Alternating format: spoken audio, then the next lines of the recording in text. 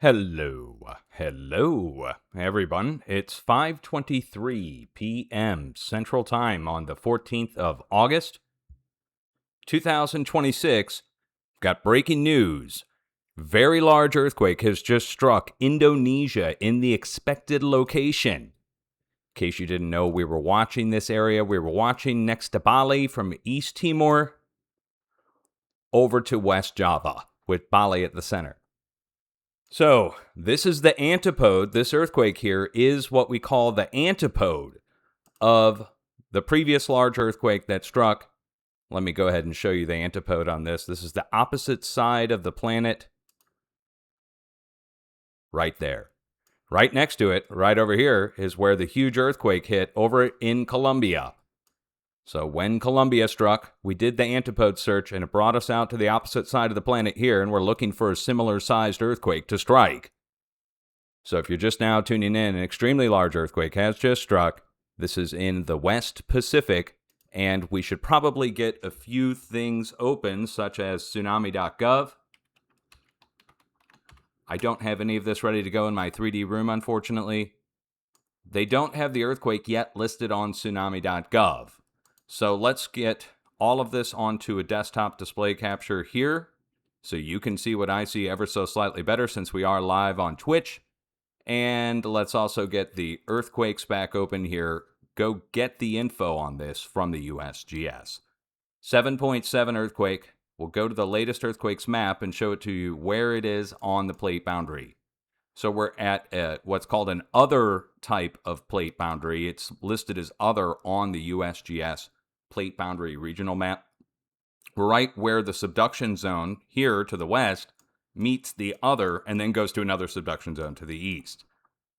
So for reference, here we are. We're right next to East Timor, and we are just east of Bali. Here's Bali, and the warned area was from Bali to the east all the way to East Timor, which is right here, and to the west all the way to Java.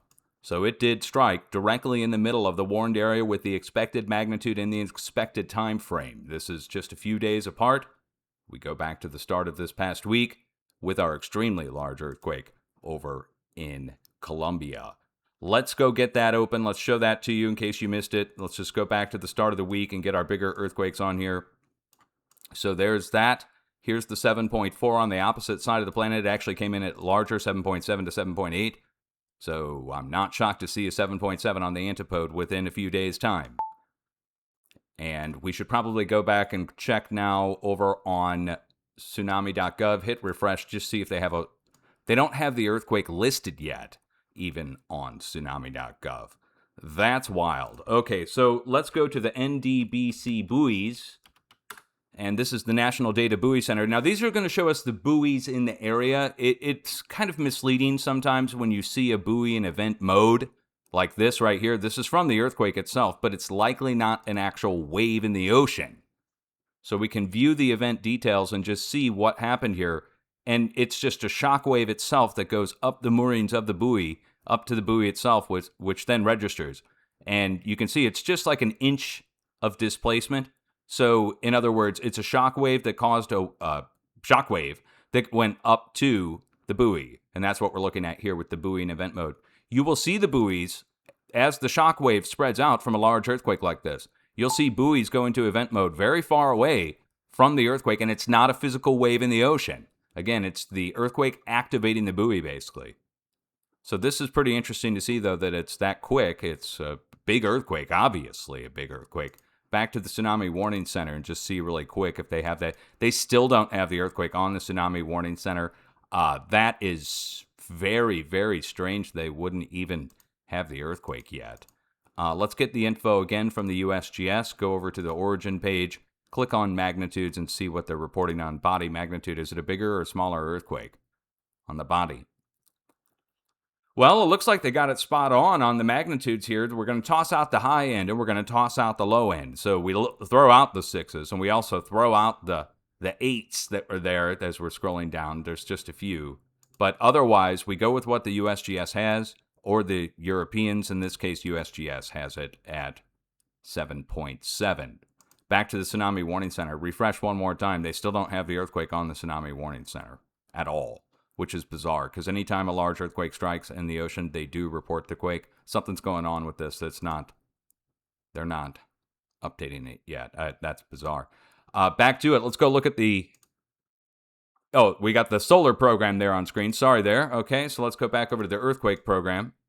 And when we see a large earthquake like this, within a few days of the Antipode being hit, again on the opposite side first here, we have to remember that next to the big earthquake, we can also have other earthquake activity that breaks out hundreds of miles, even thousands of miles out in each direction as the plate boundary shifts. So think of it like this. Big earthquake here, even if there's not a tsunami, so no uplift or downfall of the plate boundary. Instead, let's say it goes side-by-side movement. Well, side-by-side movement would then put activity or energy over to the west and over to the east. So within a few days, we can see the area around a large earthquake like this also break with similar-sized earthquakes. So this might not be the only one. I would venture a guess at this point that maybe over on social media or something like that, there might be talk of this earthquake over in Indonesia at this point. Let's go back to the Tsunami Warning Center again and just hit refresh. I am extremely shocked that they do not have the earthquake on here at all. They take the day off today? I mean, what is going on there? Okay, so at this point, let's go over to social media and go check in. We'll just jump from the USGS page here. We'll go over to a place like X. Facebook's not really going to be the place to go, I don't think. Oh, okay. Well, I'm not even logged in. So, I mean, maybe I am over here.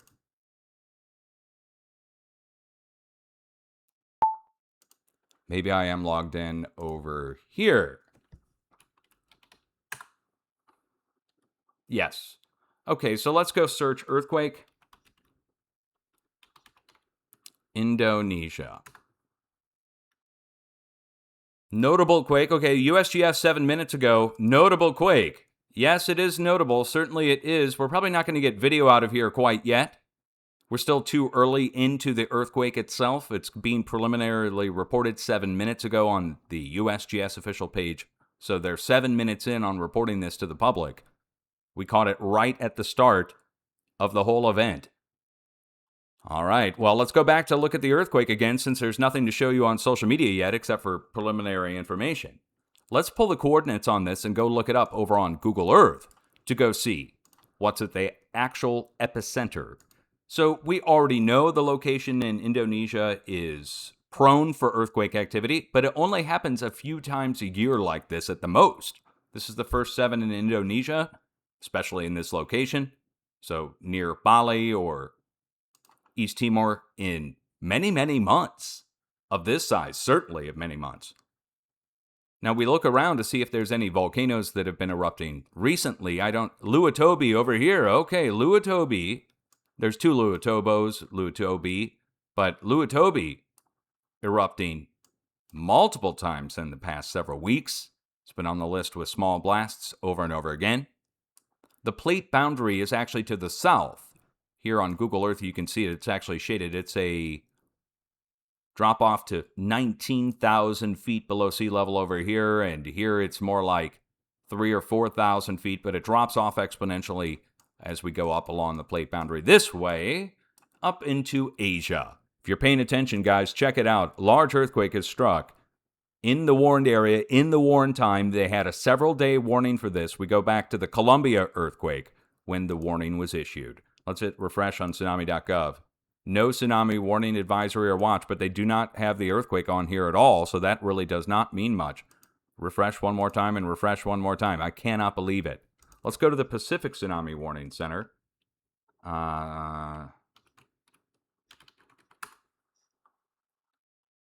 Okay. Well, it takes us back to the year. Look at that. I'll be darned. Okay, let's go to the Tsunami Warning Centers. Tsunami alerts. Oh, look, it's just, they're not even giving it to us there. Okay, I mean, this is a disaster. Disaster, and they don't have it? I can't believe it. The U.S. government has failed at something? Oh, aren't those the people that tried to make a website to provide you health care and couldn't even provide a website? That's right. So we won't rely on tsunami.gov. If you're over in Indonesia, you need to listen to your local authorities. It's the BKMG or is it the BMKG? Well, anyway, it's the Seismic Authority over in Indonesia. I would recommend you listen to them for your advisories, watches, because as you can see, the U.S. is woefully lacking on getting any kind of information out on whether or not there's a wave or not, when the buoys are actually in event mode. Even though that doesn't mean tsunami, it does mean that if we have an earthquake this close to land, that you would certainly put out a watch, just in case. For U.S. people that are on, travel over here and our Australian friends over here, this is not far from Australia, you would also want those issued for the people in Australia. If you're just now tuning in, a 7.7 earthquake has struck in the area where we were looking for a similar sized earthquake to Colombia. Colombia got originally 7.7 to 7.8. They downgraded it to 7.4. Let's go back and show that to you here. On the opposite side of the planet, here is the earthquake from Colombia. It struck on the 10th. So here we are, 4 days later, on the opposite side of the planet, on the Antipode, as expected. We talked about this in my video 4 days ago when Colombia got hit. So now here it is. It's confirmed, by the way, the professionals even confirmed this, that the antipodes tend to be hit within a few days, 3 to 7 days. In something like 3/4 of the time, it's a huge number. So you get a large earthquake on one side of the planet, on the antipode, you get an earthquake within the same week of similar size, or sometimes even greater. I'm going to go back and hit refresh again. We're going to keep doing this on tsunami.gov just to see if they ever carry the earthquake or not, because that's bizarre. They wouldn't. We can go back over also to X and go search social media to see if there's anything coming out of Indonesia directly as to damage. I would think this could cause damage in the area. By the way, let's go look that up really quick. Let's put the coordinates back in and go see what the nearest towns and cities are. The only good news is that this is somewhat of a rural location, even for Indonesia, and that it's out in the ocean. If it's side-by-side movement, that's the best news, because that means no tsunami. But side-by-side movement means, like I said, over to the west and over to the east. There's compensation that takes place over days. When one area moves, the areas around it also move. And when I say around it, I mean out by hundreds to thousands of miles. Let's go see what a nearby town looks like just to get a reference. Okay, so we're talking about small towns and villages here. And if there's no tsunami, then that's good. But if you go down and look at the structures, I'm guessing they're not going to be withstanding. Oh, look, we have street level. Oh, my gosh. Let's see what the houses look like. Will they be withstanding any kind of...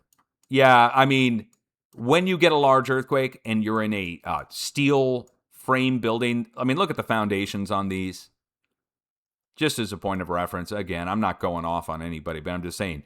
So you have a stone stack foundation like that, and then a 7.7 side-by-side motion earthquake comes in, so you get a lot of side-by-side shaking as opposed to up and down. Not that there's much difference, but there is a difference, and that then causes buildings' foundations to break and crumble. Might even be why that foundation's already broken and crumbled. There's been other earthquakes here nearby over the past 50 years that are similar in size.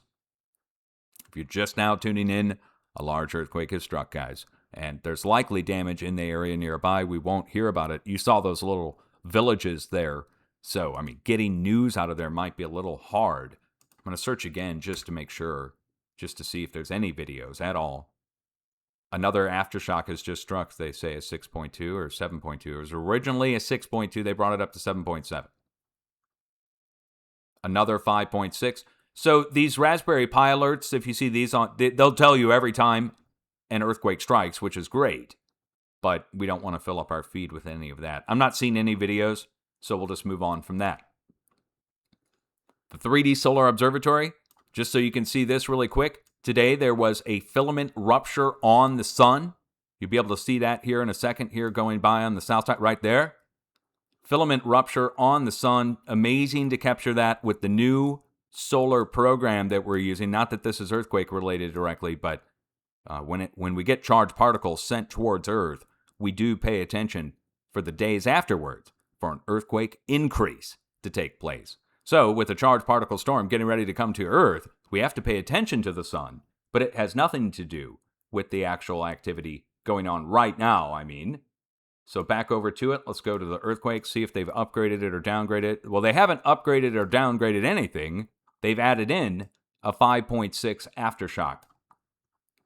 So we're going to see aftershocks on this. We're going to see aftershocks on this over and over again as the plate boundary, of course, moves. With no tsunami warning, as far as I can see, no watch advisory or even listing the earthquake. It's bizarre to me that they're not doing that, but again, it's the U.S. government.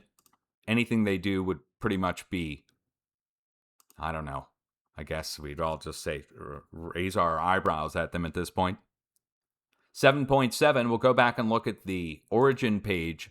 Click on magnitudes again. They're not showing us how they're coming to the determination of 7.7, but I'm not going to dispute.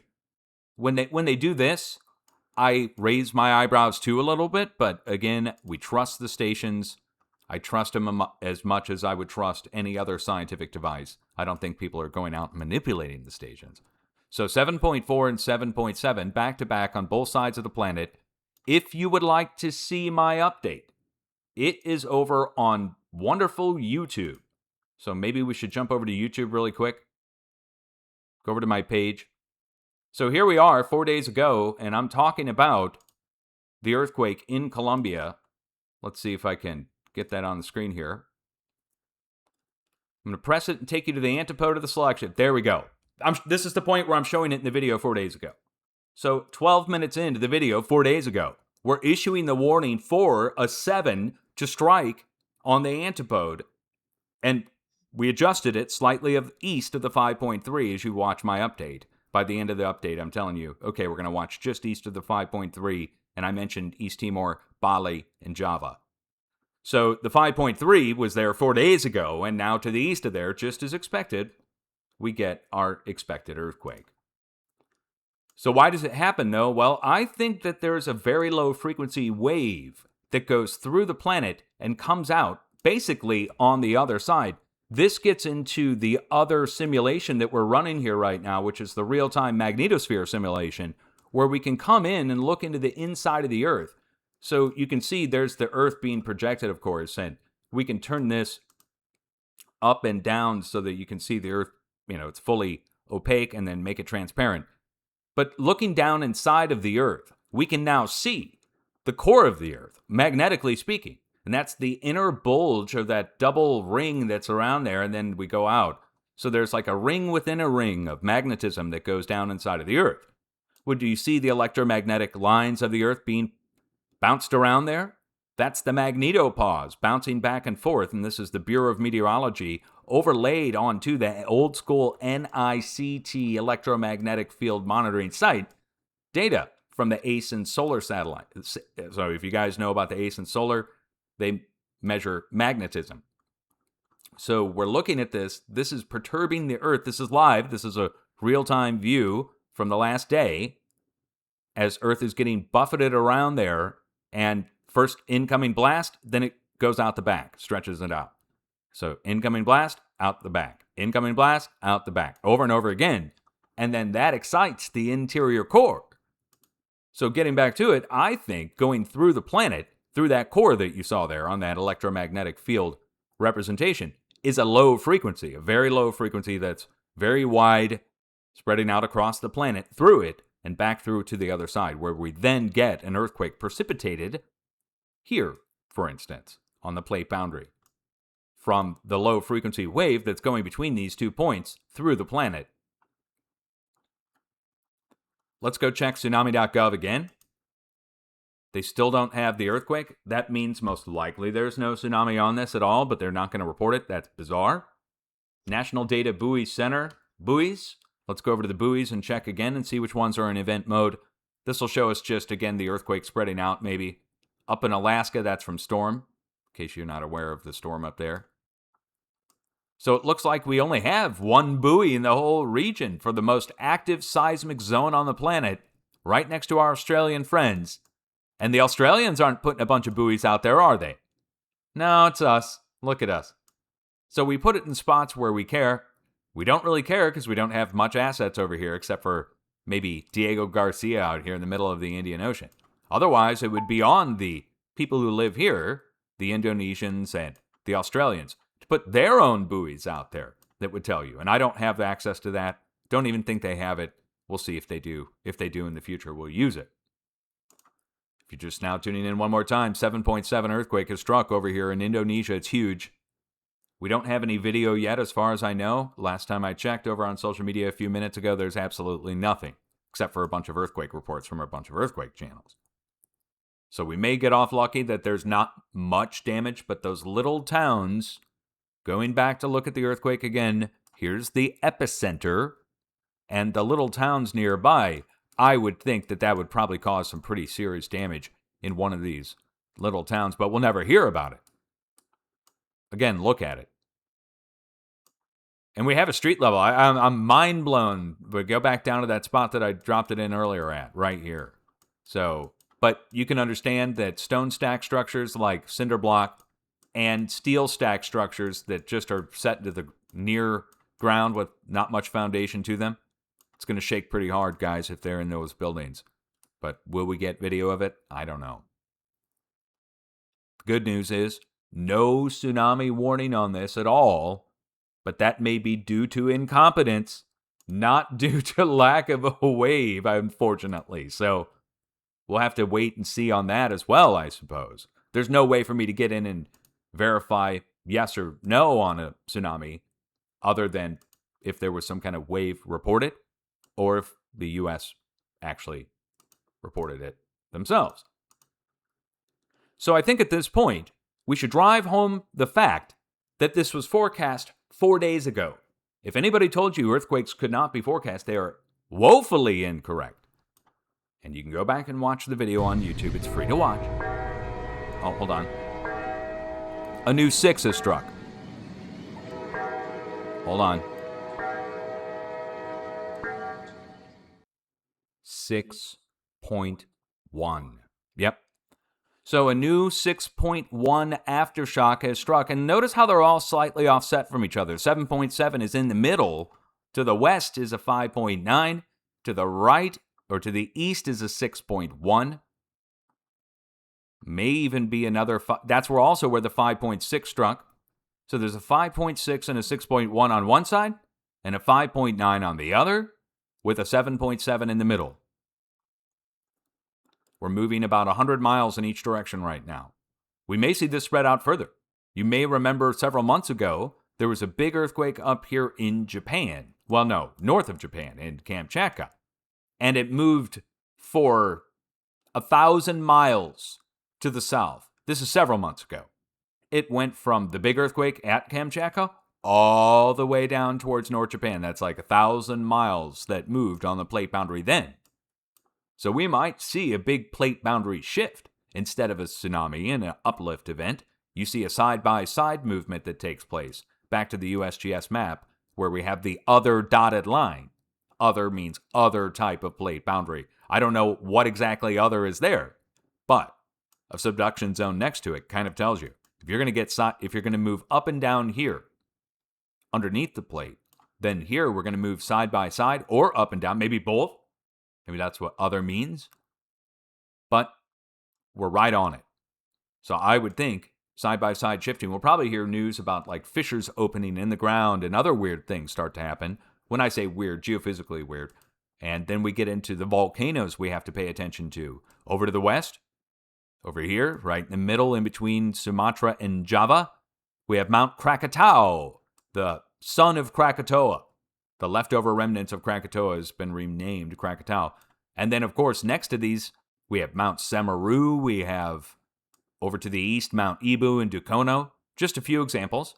Also, at the very western tip of Sumatra, a volcano that used to erupt all the time and it just disappeared off the list, which is Mount Sinabung, B-U-N-G, Sinabung. And it used to erupt all the time and it stopped. So we have to keep an eye on all of those volcanoes on top of the plate shifting.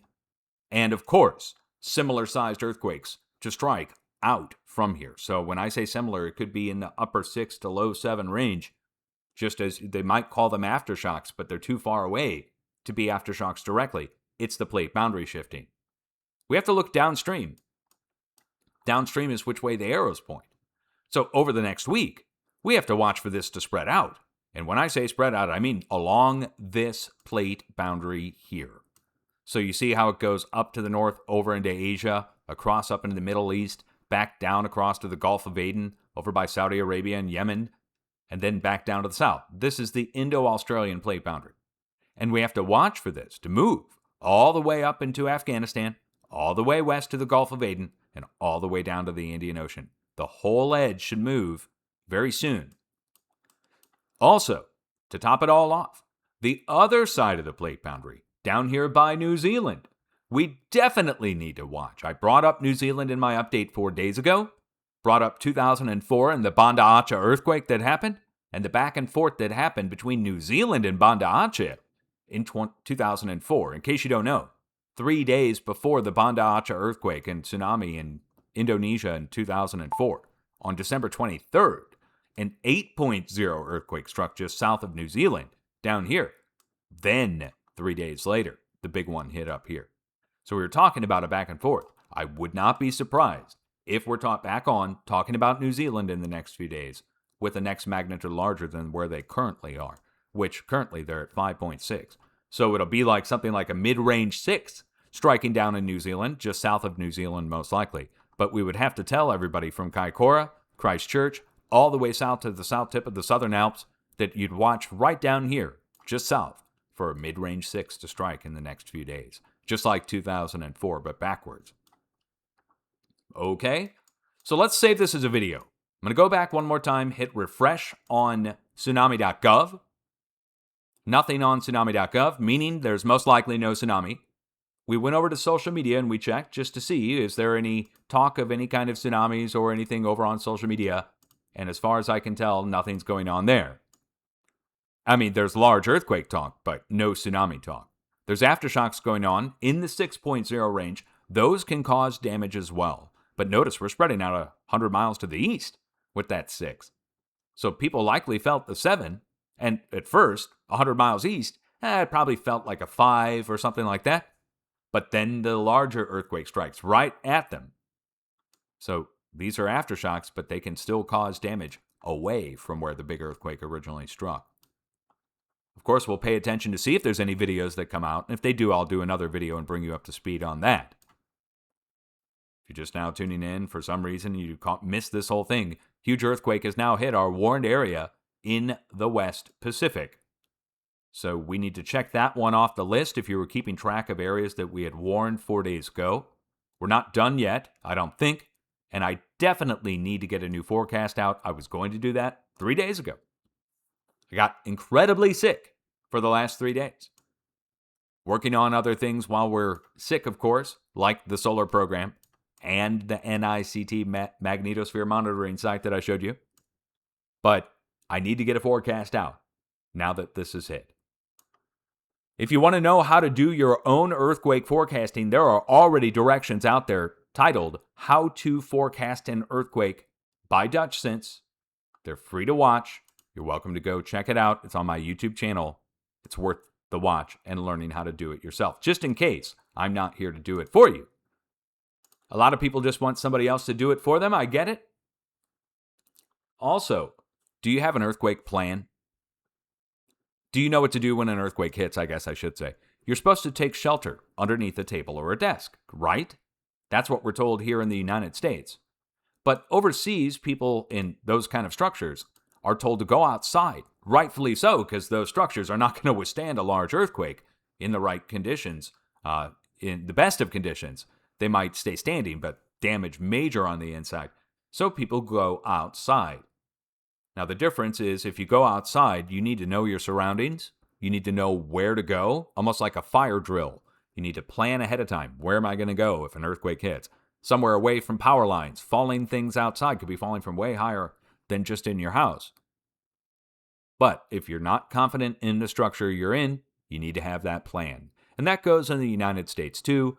If you're not confident, if you're in a stone stack structure and a big earthquake hits, you need to have an exit plan, that's for sure. It's just, are you going to enact it during the earthquake, which is very dangerous, or right after? I would say right after. Stop, cover, and hold on, and then after. But if the building collapses, This is a chance that we all take if we're in an earthquake zone. And even if you're in a non-earthquake zone, when rare earthquakes hit. Now, you can take the time to just have an emergency kit. It's simple. Change of clothes, set of shoes, flashlight, batteries, first aid kit, sanitation. Also, some food and water, some basic stuff. Put it into a bag, have it ready to go. And then that way, when the disaster hits, whether it's a fire or a flood or you have to evacuate, you at least have some things ready to go. You can also have some identification, materials that identify you. You could also have a form of self-defense if you're in certain areas where you might need it. So please, take the time to have a plan and be prepared so you're not caught off guard when a large earthquake hits. At least you'll have the stuff you need after the earthquake, and you'll be way better off than all the other people who say, yeah, I know, but they never take the time to actually do it, to make the kit and get ready. I've yet to watch any disaster videos when during the earthquake or after the earthquake, people are running around with their emergency kits helping each other. Instead, it's mainly disheveled people who don't have anything with them, and they might even be covered in dust and not know what's going on. Now, if you're a viewer of mine, you knew to watch for this. But I guarantee you a bunch of people over in Indonesia had no clue to watch for this, even though I put a video out on YouTube. Now, I don't know why it's so controversial still, but this should pretty much seal the deal on earthquake forecasting for the professionals, that there's no reason we shouldn't. It's a double negative, but I can't find a reason we should not issue the warnings a week ahead of time when they're accurate, or even semi-accurate. But these are very accurate. So if you want to know how to do forecasting, it's free to learn, and you're welcome to do it yourself, especially professionals. Much love to everybody. I'll be back if anything else happens. I'm going to stop recording. We're going to upload this over on YouTube for people to watch back and be brought up to speed so that people on the rest of the world who are not just paying attention to earthquakes all the time, so that they know that the earthquake hit that we were talking about 4 days ago. This is a huge earthquake. To get 2 back-to-backs on the same week, I mean, it only happens when there's large earthquakes like this. So this should open up a new field of research for a lot of scientists in geophysics world, which is the earthquake forecasting research. Okay, we'll end it here. Much love. If you like what I do, I always end my videos by telling you, if you like what I do, please subscribe. You know how it is. We're on social media. I do my research online, so I need everybody to subscribe and like my content, to share it and let everybody know that I do accurate earthquake forecasting, of course. And if you like what I do, of course, you can help just by hitting the like button yourself. Peace out, guys. Much love.